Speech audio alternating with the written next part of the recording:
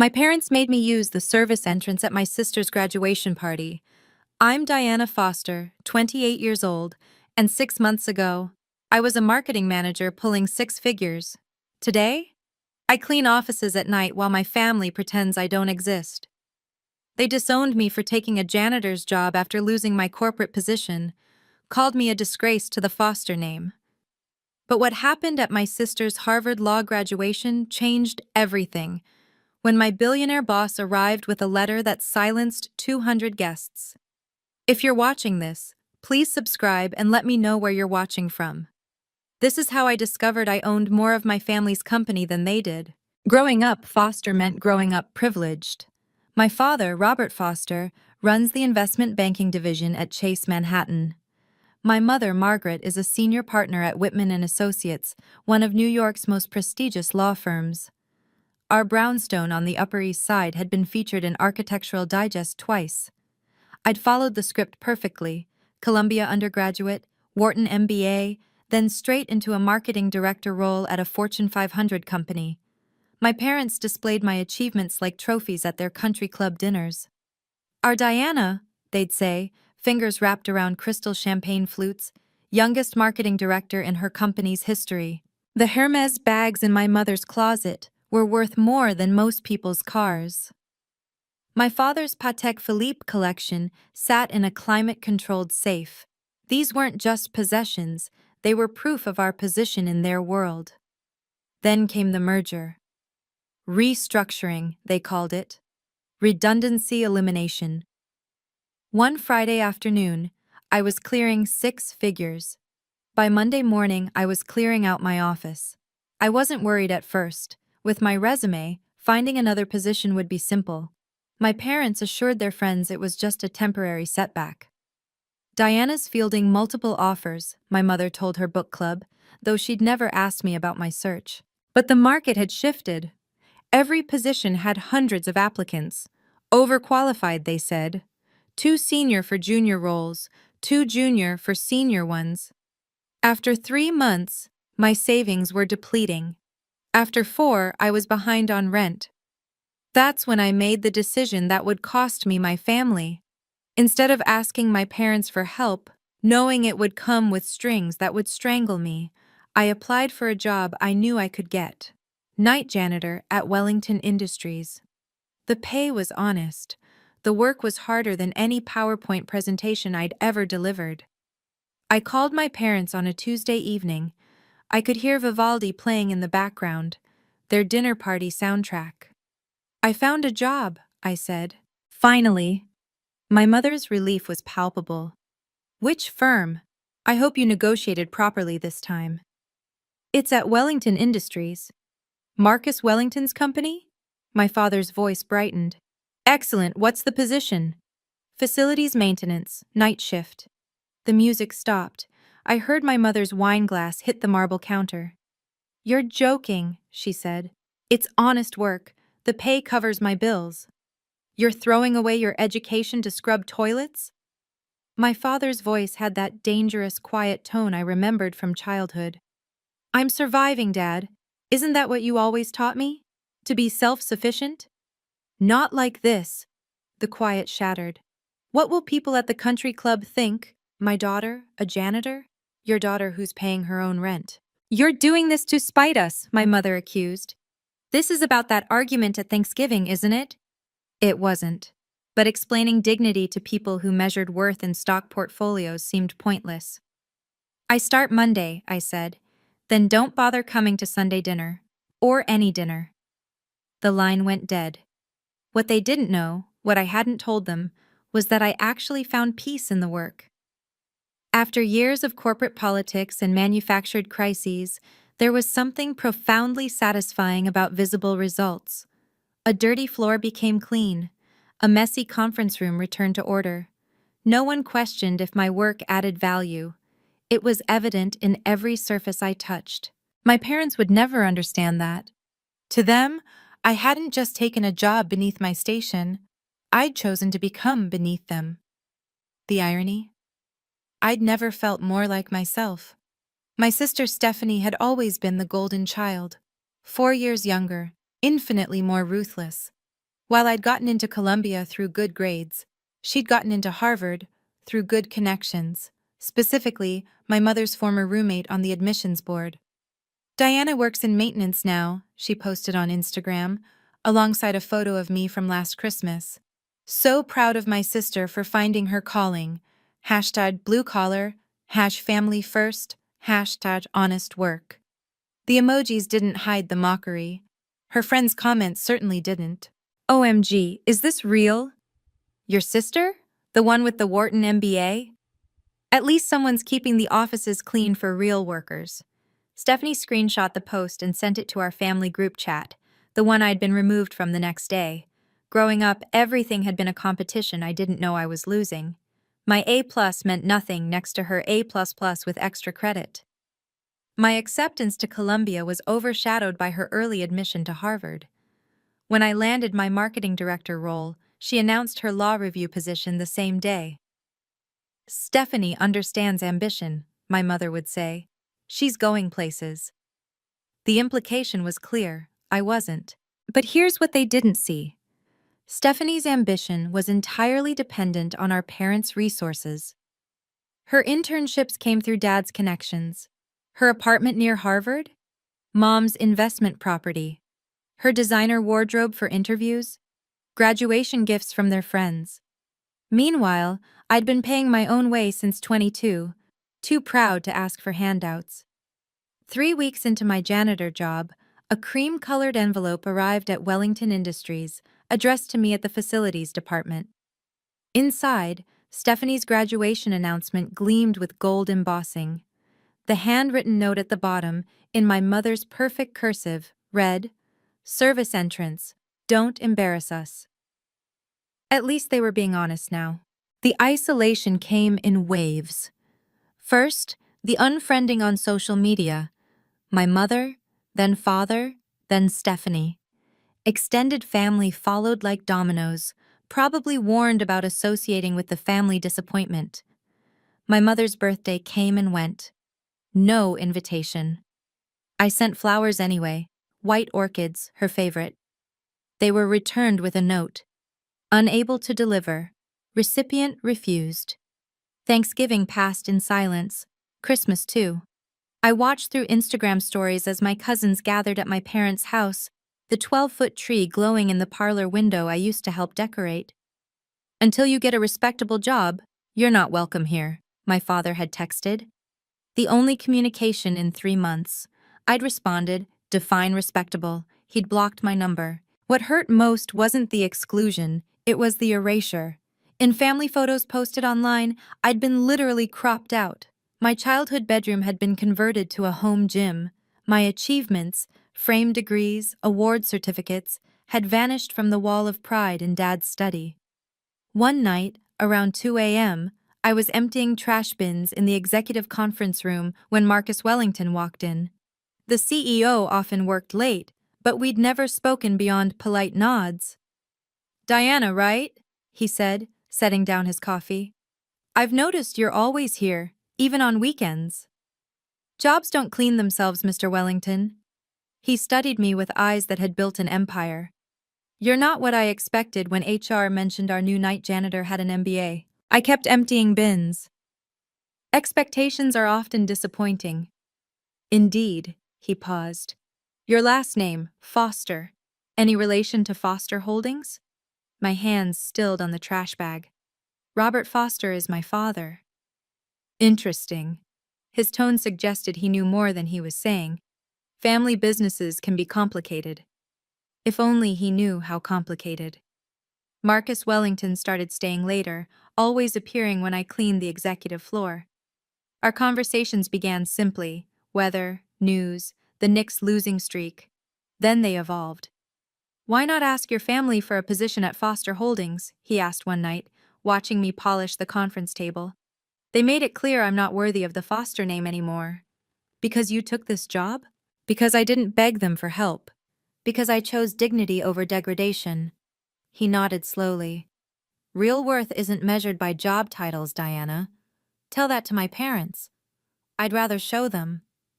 The comment hung in the air, unexplained.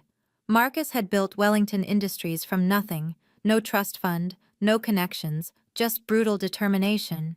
Maybe that's why he didn't look through me like the day shift executives did.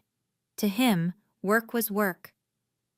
You know what I've learned in 30 years of business? He said one evening. The people who matter are rarely the ones with the biggest offices. They're the ones who show up, do the work, and don't make excuses. Is that why you're here at midnight? He laughed, a rare sound. Touché. Though I suspect you're here for different reasons than I am. My reasons are simple: rent, food, survival. No, he said quietly. You're here because you refuse to break. That's worth more than any MBA. 2 weeks before Stephanie's graduation, he asked about my family again. Your father runs Foster Holdings? Technically, my grandfather founded it. Dad inherited the leadership. Not the whole company? I wouldn't know. I've been erased from family history, remember? Marcus smiled, the kind of smile that preceded hostile takeovers. History has a way of correcting itself, Diana. Sometimes it just needs the right documentation. I should have paid more attention to that comment. The invitation arrived on a Thursday, delivered to Wellington Industries by courier. Not mail, courier. My parents wanted to ensure I received their message. Stephanie's Harvard Law graduation, the Four Seasons ballroom, cocktails at 6, dinner at 7. The cardstock was so thick it could cut glass. A post-it note in my mother's handwriting was attached. If you must come, use the service entrance. Don't embarrass us in front of our guests. Dress appropriately. Dress appropriately. From the woman who'd bought me my first Chanel suit. I found Marcus in his office that night, mentioned the invitation while emptying his wastebasket. Your sister's graduation? He looked up from his laptop. You're going? She's still my sister, despite everything, even though they want you to use the service entrance? Especially because of that. I straightened his already perfect desk blotter. Someone needs to remember who I really am, even if they've forgotten. Marcus leaned back in his chair, that strategic smile returning. What date is this event? Next Saturday, the 15th. Interesting. I believe I have an opening in my schedule. It's a family event, Mr. Wellington. Oh, I wouldn't miss it. He pulled out his phone, typed something quickly. Diana, do you trust me? Strange question from a billionaire to his janitor. You've been kinder to me than my own family. That's not an answer. Yes, I trust you. Good. Wear something you feel powerful in, not appropriate, powerful. Mr. Wellington, Marcus, and Diana, whatever happens next Saturday, remember that your worth was never theirs to define. I left his office with an uneasy feeling.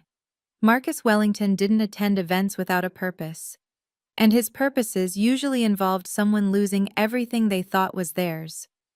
If you've ever been judged by your family for your choices, you're not alone.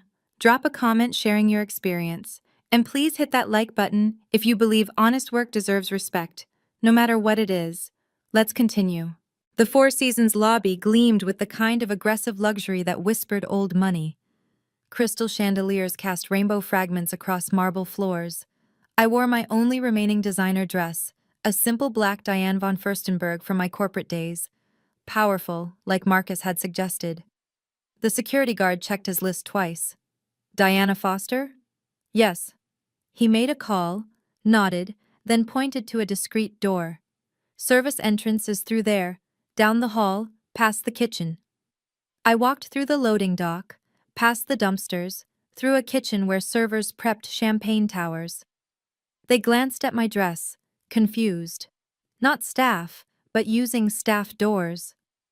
You here for the Foster party? A server asked. I'm a Foster, her eyes widened with pity. The ballroom erupted with laughter as I entered through the back. 200 guests in designer gowns and bespoke suits. Partners from my mother's firm, executives from my father's bank. Clients of Foster Holdings worth millions. I recognized half of them. None acknowledged me. My parents stood near the stage, my father in Tom Ford, my mother in Oscar de la Renta. Stephanie held court in white Vera Wang, her graduation gown traded for something that cost more than I made in 3 months. I found a corner, became invisible. It was easier than expected. I'd become an expert at not being seen. Then Stephanie's voice rang out over the microphone. "Oh my God, everyone! My sister, the janitor, actually came!" Her laugh tinkled like breaking glass. "Diana, don't hide. Come say hello." 200 faces turned. The room fell silent except for the soft clink of champagne flutes and someone's horrified whisper. She really became a janitor? My father stood up, his face the color of expensive Bordeaux. "You're an embarrassment," my father said, his voice carrying across the ballroom. "We gave you every opportunity, every advantage, and you chose this?" "I chose to work, Dad." "You chose to humiliate us." My mother stood beside him, her voice sharp as her cheekbones. "Do you know what people say? The foster girl cleans toilets now. Is that what you wanted? To destroy our reputation?" "Your reputation was never mine to destroy." "You ungrateful." My mother caught herself, remembered the audience. "We're removing you from the will tonight. Official documents are already drawn up." She gestured to a man I recognized, Thompson, their estate attorney. He held a folder, looked uncomfortable. "Since you've chosen to disgrace our name," my father announced, "you're no longer our daughter. Stephanie will inherit everything. The company, the properties, the trusts, everything." Stephanie smirked from the stage, raising her champagne. "To new beginnings!" The crowd murmured, a mix of shock and secondhand shame. Some raised their glasses hesitantly. That's when the ballroom doors opened. Marcus Wellington entered like he owned the air itself. 6'3", silver hair, a presence that made the chandeliers seem dimmer. His Brioni suit probably cost more than the average annual salary. A Patek Philippe grand complication caught the light on his wrist. The murmuring stopped. Everyone knew who Marcus Wellington was. Half the room did business with him. "Mr. Wellington?" My father's voice cracked. Wellington Industries was Foster Holdings' biggest client. "We didn't know you were invited." "I'm not." Marcus walked straight to me. "I'm here for my employee, Diana." My mother's face went white. "Your employee?" "The best one I have, actually." He turned to face the room. "Interesting party. Are you always this welcoming to family?" The room shifted like a tide. Marcus Wellington's presence changed everything. Conversations died, phone cameras lowered. This wasn't just family drama anymore. This was business. "Mr. Wellington!" My father rushed forward, extending his hand. "What a pleasant surprise! I didn't realize you knew Diana." Marcus ignored the hand. "I make it a point to know all my employees, especially the exceptional ones." "She's going through a phase," my mother interjected, her court voice slipping. "We're trying to motivate her to do better." "Better?" Marcus's eyebrow arched. "Better than arriving at 10 p.m. every night and leaving at 6 a.m.? Better than never missing a shift in 6 months? Better than treating every task, no matter how small, with complete professionalism?" "She cleans offices," Stephanie said from the stage, her voice dripping disdain. "She maintains my corporate headquarters. She ensures that every morning, my executives walk into pristine environments that allow them to focus on their work." His voice could have frozen champagne. "She does what you could never do, Ms. Foster. An honest day's work without Daddy's connections." Stephanie's face flushed. Several guests pulled out phones, but not to record, to text. Marcus Wellington defending a janitor against the Foster family? This would be on every Manhattan gossip circuit by midnight. "We had no idea she worked for you directly," my father stammered. "Interesting how you define better, Mr. Foster." Marcus's tone could have cut glass. "Is better having your daughter beg for handouts? Or perhaps better means keeping her under your thumb with financial manipulation?" "Now wait a minute." "No, you wait." Marcus pulled out his phone. "Mr. Grant?" "Yes, please come in now." Through the main entrance, not the service door, walked Thomas Grant, senior partner at Grant & Associates. 72 years old, gray-suited, carrying a leather portfolio that looked older than me. My father's face went from red to white. Tom Grant? What are you doing here? Grant had been my grandfather's lawyer for 40 years. After Grandpa died, my father had tried to fire him, but Grant retained certain authorities over the estate that couldn't be revoked. Hello, Robert. Grant's voice was steady as granite. Margaret, I'm here on official business regarding the Foster Family Trust. What trust? My mother's voice pitched higher. Robert inherited everything when his father died. He inherited what he was meant to see. Grant set his portfolio on the nearest table. But there were other provisions, sealed provisions. This is ridiculous, my father blustered. My father left me the company, the documents were clear. Crystal clear, Grant agreed. You received 45% of Foster Holdings. Your wife received 20% as specified. Stephanie received 10% in trust for her 21st birthday. That's 75%, someone in the crowd whispered.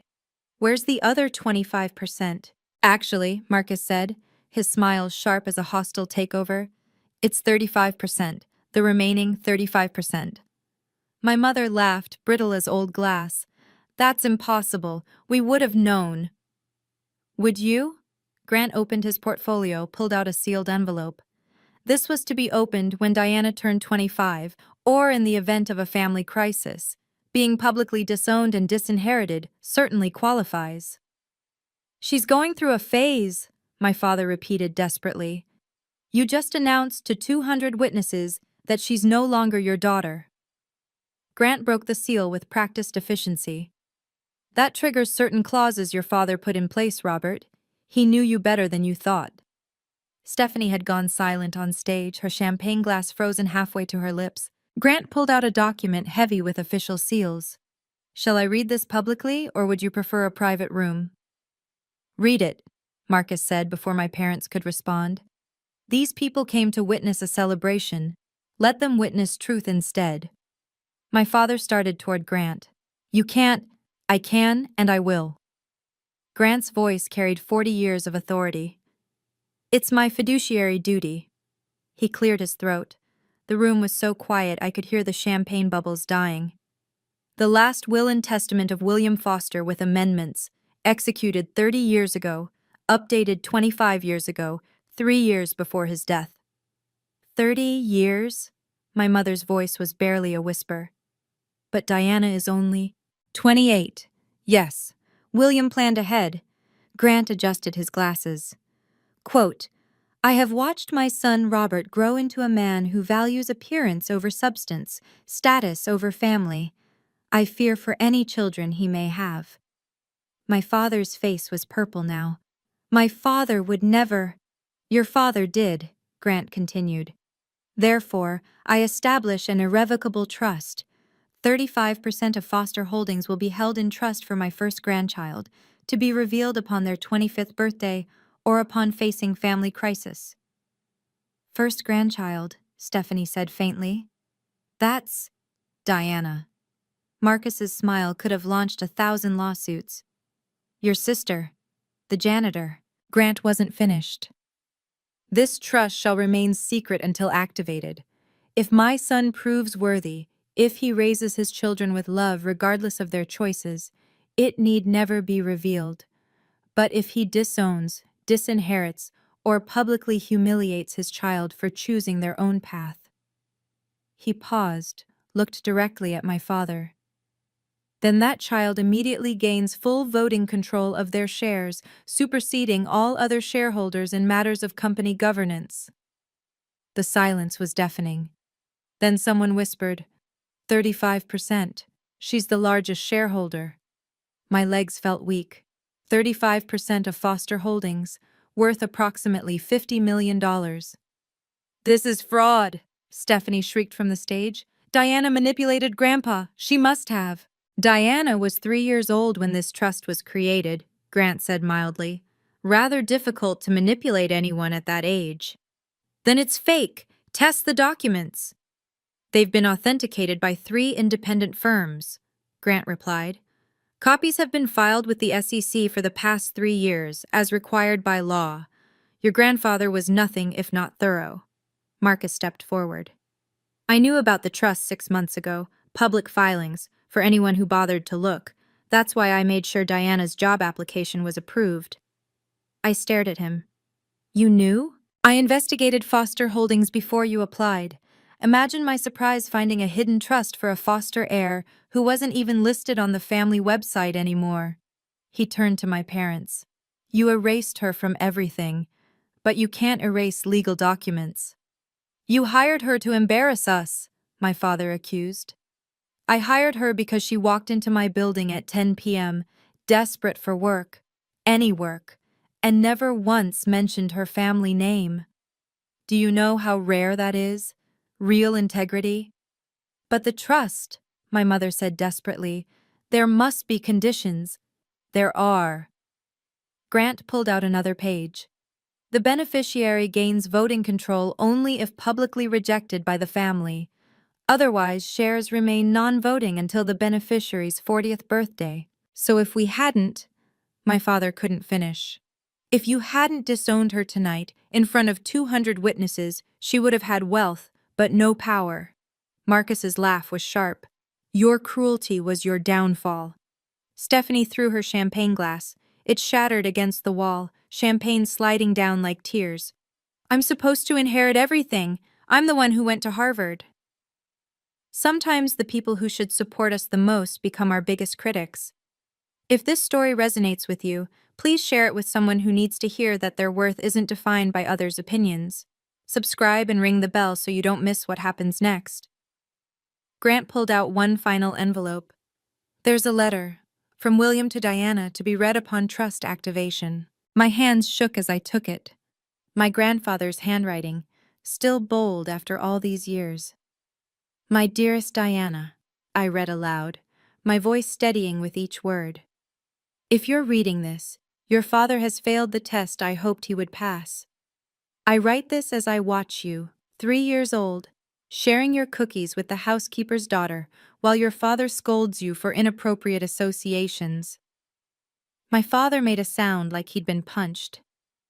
I see myself in you, the real me, before money complicated everything. I built Foster Holdings with these hands, started as a construction worker, married your grandmother when I had nothing but ambition. Your father has forgotten this. The room was silent except for my voice. Robert values appearances over truth, status over family. I've watched him become everything I fought against. So I give you what he values most, control of what I built. Not because you need it, but because he needs to learn that worth isn't measured in titles or degrees. I looked up at my parents. My mother was crying, angry tears that ruined her perfect makeup. The trust was structured to protect you. If Robert had been the father I hoped, you'd have received comfortable wealth at 40. But if he rejected you for living authentically, you'd receive power immediately, power to reshape Foster Holdings into something worthy. Grant spoke softly. There's more. The trust includes board appointment rights. Diana can restructure leadership effective immediately. No, my father lunged forward. I built that company.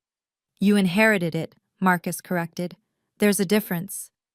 And Diana just inherited control, Grant added. The documents are ironclad, Robert. I made sure of that. How did nobody know about this? My mother's voice was hollow. 30 years. And nobody knew? Your father-in-law was brilliant, Grant explained. The trust was registered in Delaware, held by a shell company in Nevada, managed by a firm in Switzerland. All legal, all reported, but unless you knew where to look. You knew, my father accused Grant. All these years you knew. I was bound by attorney-client privilege. William was my client, not you. Grant's voice held no apology. I watched Diana grow up, watched you favor Stephanie, push Diana aside. I documented everything as instructed. Documented? Stephanie had come down from the stage, mascara streaming. What do you mean documented? Grant pulled out a tablet. Every birthday you celebrated for Stephanie while ignoring Diana's. Every time Diana's achievements were dismissed. The Christmas you gave Stephanie a car and Diana a gift card. It's all here. That's invasion of privacy. That's following my client's instructions.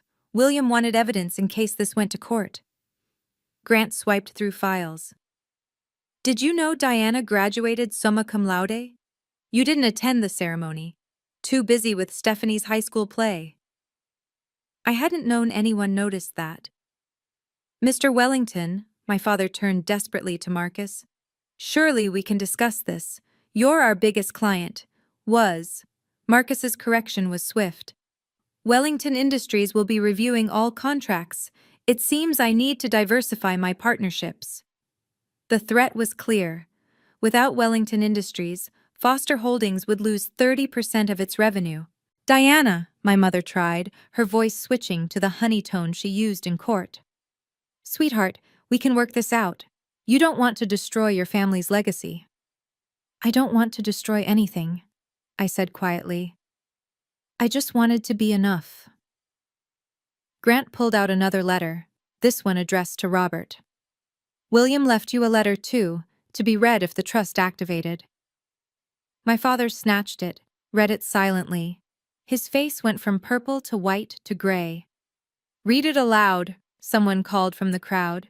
We all witnessed the disowning. We should witness this too. My father's hands shook. I won't. Then I will. Grant took the letter back. Robert, if you're reading this, you've failed as a father. I gave you everything, education, connections, wealth, but I couldn't give you empathy. You've become the kind of man who measures worth in dollars, not character. Each word was a public execution of my father's pride. Diana has my spirit. I saw it when she was 3, giving away her toys to children who had less. You scolded her for that. That's when I knew I had to protect her from you. Protect her? My father's voice cracked. I gave her everything. You gave her things, Grant corrected. Your father gave her security you couldn't take away. Grant continued reading. The trust wasn't about money, Robert. It was about power. The power to stand up to you. The power to choose her own path. The power to be free from your conditional love. Our love wasn't conditional, my mother protested. You literally just disowned her for being a janitor, someone in the crowd muttered. Grant wasn't finished. I structured this trust to give you every opportunity to be better. 22 years to prove you could love your daughter unconditionally. You failed. Now Diana has what you value most, control. Perhaps losing it will teach you what really matters. The letter ended with, I hope someday you understand that I did this from love, for both of you. This is fake! My father's desperation had turned rabid. I'll contest this in court. I have lawyers. You have lawyers, Grant agreed. I have documents filed with the SEC 3 years ago. Which do you think carries more weight? Margaret, my father turned to my mother. Tell them, you're a lawyer. My mother was scanning the documents with professional eyes. Her face told the story. They were real. The notarization is authentic, she said quietly. The SEC filings? Robert, these are real. Then we'll claim undue influence, mental incapacity. Your father updated this trust 3 years before his death, Grant said patiently, during which time he negotiated the Hartman merger, expanded into 3 states, and played tennis twice a week. Good luck proving incapacity. Marcus pulled out his phone.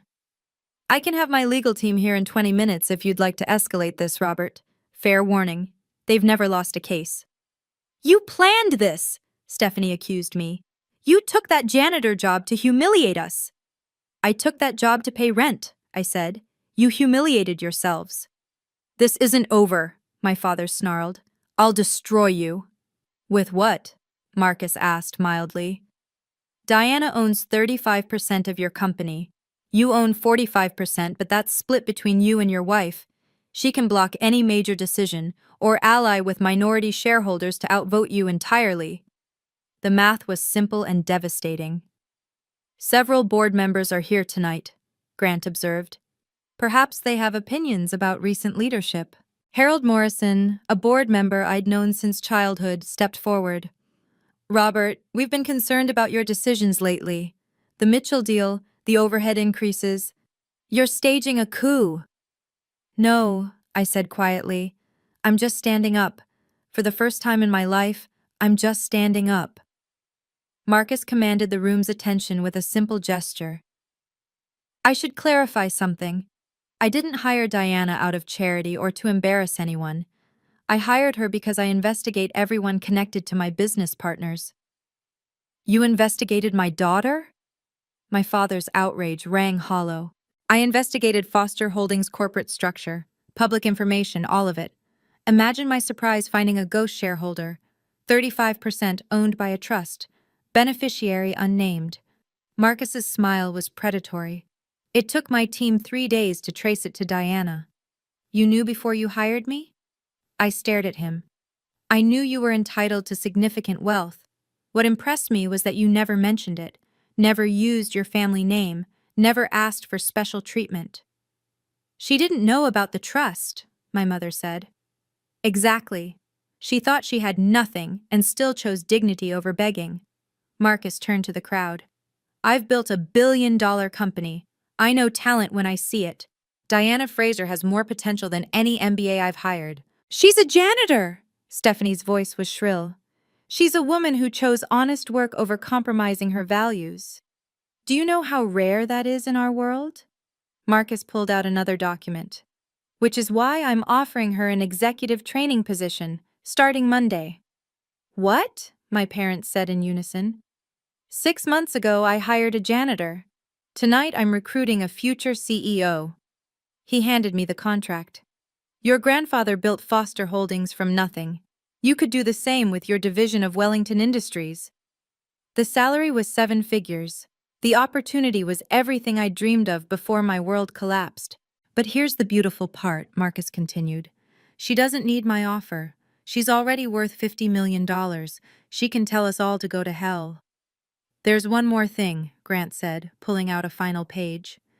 The activation clause has specific triggers. We know, my father spat. We disowned her. It's done. Actually, there are multiple triggers. Disowning was just one. Grant read, if the beneficiary is publicly humiliated, denied family access, or formally disinherited, they gain immediate voting control. So? My mother's voice was defeated. So you did all 3, tonight. Grant gestured to the room. 200 witnesses heard you disown her. You made her use the service entrance, public humiliation. And you announced she was removed from your will, formal disinheritance. Triple activation, Marcus said admiringly. Your father was thorough. But there's more, Grant continued. Each trigger adds privileges. 1 trigger, voting control. 2 triggers, board appointment rights. 3 triggers. He paused for effect. Full liquidation rights. Diana can force the sale of Foster Holdings if she chooses. The room exploded. Board members shouting, my parents screaming, Stephanie sobbing. 200 of New York's elite witnessing the complete destruction of the Foster family empire. Quiet! Marcus's voice cut through the chaos. Diana hasn't decided anything yet. All eyes turned to me. The janitor, the disgrace, the forgotten daughter, now the most powerful person in the room. Mr. Grant, I said quietly, are there any conditions on these rights? Anything that could reverse them? None. Your grandfather made sure of that. Once activated, the transfer is permanent and irrevocable. And if they contest, they'll lose and pay your legal fees. I looked at my parents, my father, who'd built his identity on controlling others, my mother, who'd measured love in achievements, Stephanie, who'd never questioned why she was the favorite. You have 10 seconds to convince me not to liquidate, I said. The silence was deafening. 10, I counted. 9, 8. Diana, please! My mother's courtroom composure shattered. We're your parents! 7, 6. I'll make you co-CEO, my father bargained. 5, 4.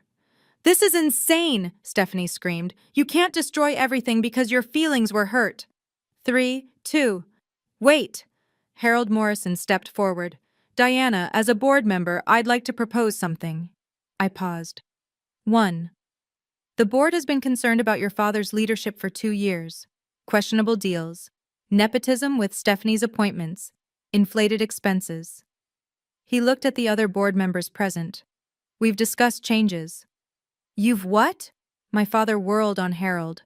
Robert, you spent $3 million on office renovations during layoffs. You promoted Stephanie to junior partner with no experience. You've been running Foster Holdings like a personal piggy bank.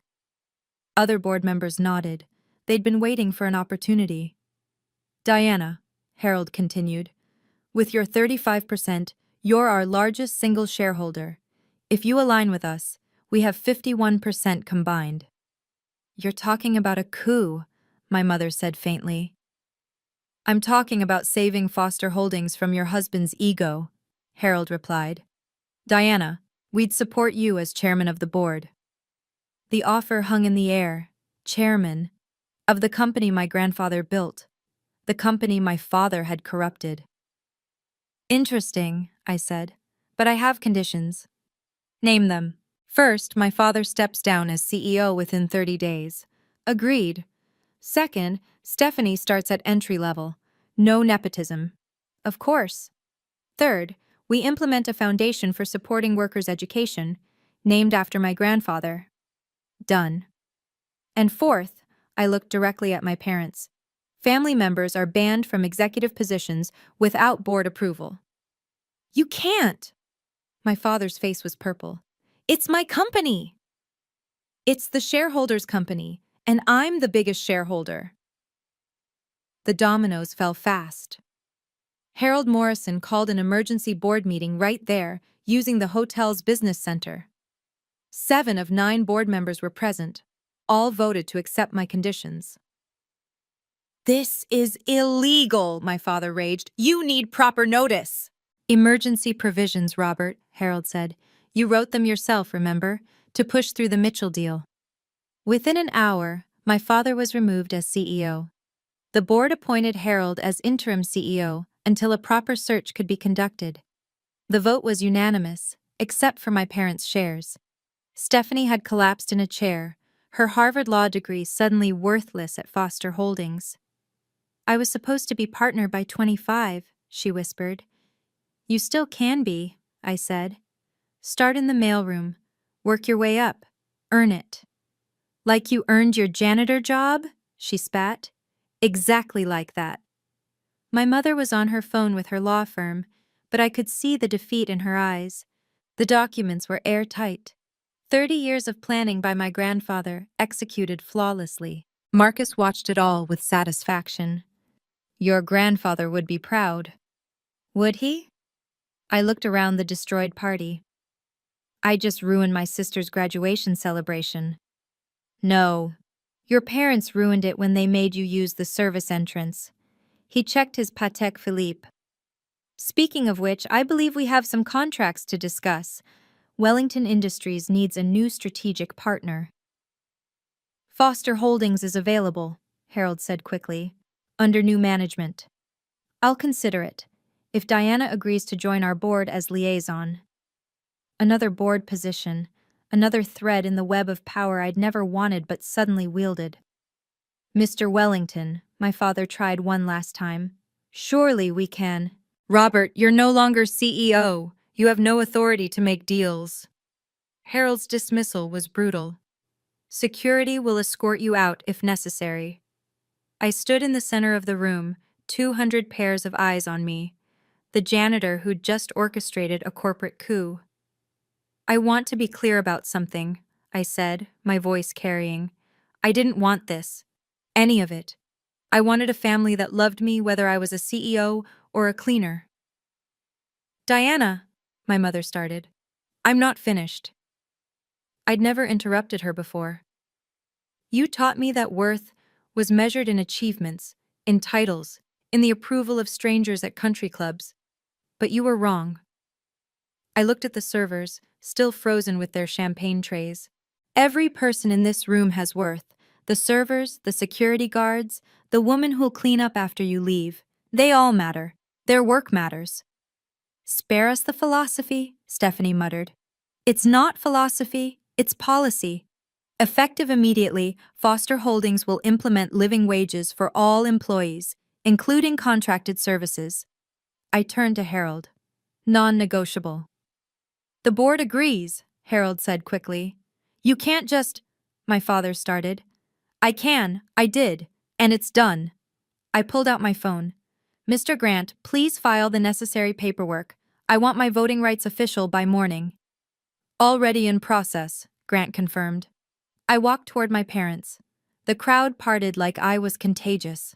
You have a choice, I said quietly.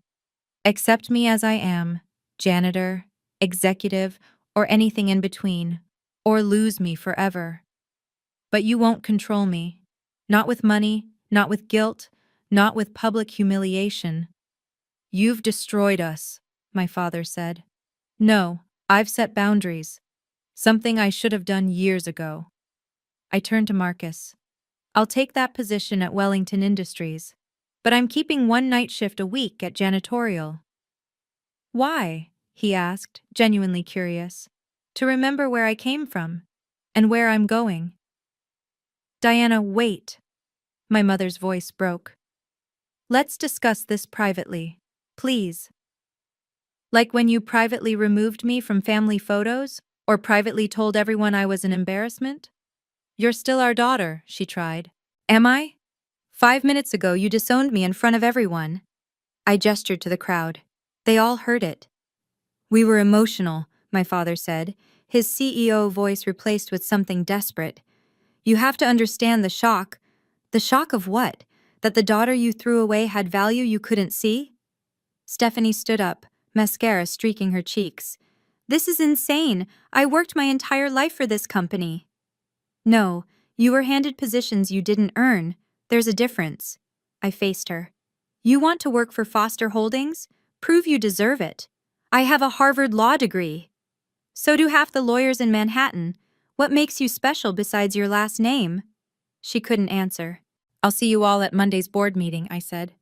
Oh, and Stephanie, my office does need cleaning, janitor's wages, night shift. You start Tuesday if you want to prove you're serious about earning your place. You're joking. I'm offering you the same opportunity I had, honest work, take it or leave it. My parents looked at each other, 28 years of manipulation crumbling in one night. Diana, my father tried once more. The family legacy, grandfather's legacy, which he left to me because he knew you'd corrupt it. I pulled out the letter he'd written me. He built Foster Holdings with calloused hands. You've run it with manicured ones.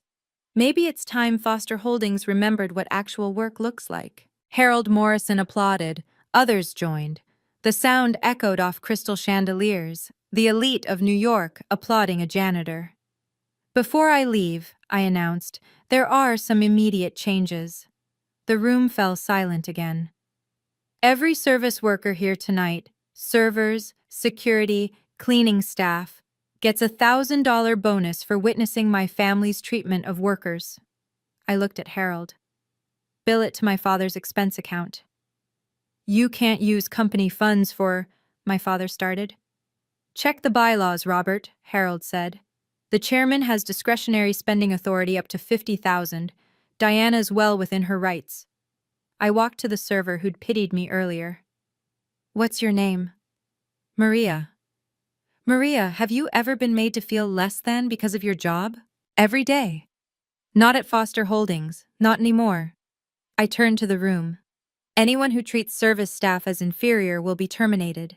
Executive or janitor, we all deserve respect. This is revenge, my mother said.